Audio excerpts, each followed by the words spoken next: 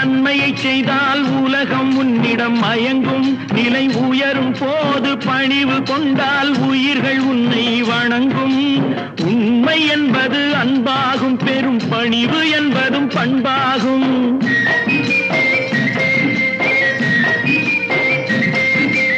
உண்மை என்பது அன்பாகும், பெரும் பணிவு என்பது பண்பாகும். இந்த 4 கட்டளை அறிந்த மனதில் எல்லா நன்மையும் உண்டாகும், எல்லா நன்மையும் உண்டாகும்.